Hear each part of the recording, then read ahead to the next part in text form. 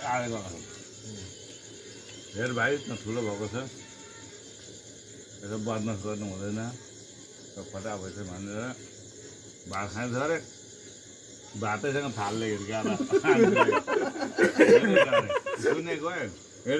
बाह्र राति ट्र्याक्टरमा चढ हिँडेको रे मान्छे 12 बजे राति 1 बजे त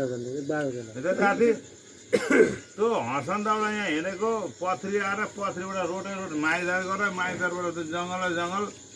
म चाहिँ 5 लाख अनि 5 म 10 लाख रुपियाँ क्यास दिएँ म त्यसो सक्दिनँ हिँड्न जहाँ आज जानुभयो नि त्यहाँबाट 1 बजी राति हिँडेको पैदल पथरीको जङ्गल हो चाहिँ आन्टीलाई थालले हानेर अनि आएर अनि माइदारबाट त्यो जङ्गल खोला गजुन हुँदै माथि पार्टी गाउँ गएर सुतेछ अरे अनि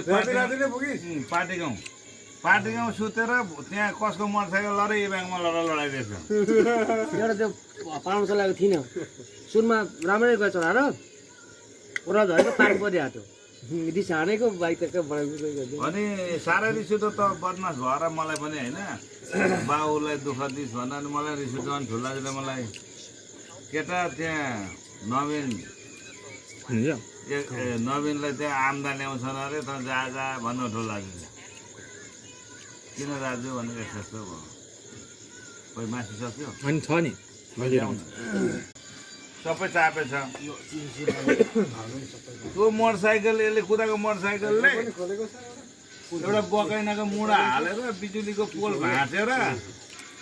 तल नालीमा जाँदाखेरि मोटरसाइकल त 50 टुक्रा भयो होला नयाँ मोटरसाइकल अनि कहाँ आरुन फाप्ने अनि संसारमा लगेर चेक गरेको एक्सरे गरेको 2टा हड्डी भाँचेको आइया पनि भन्दैन घोपा लगेको नि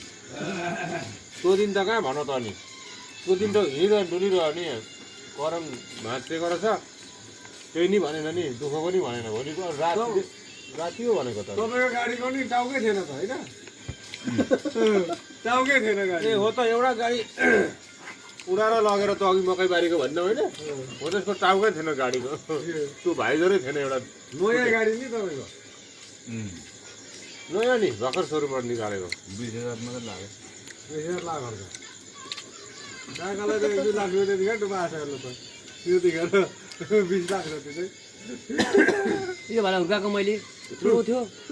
बाटो धोइदिने भात पकाइदिने स्कुल पढाइदिने मेरो काम बढी त्यो ठुलो बोल्थ्यो अहिले ठुलो भएको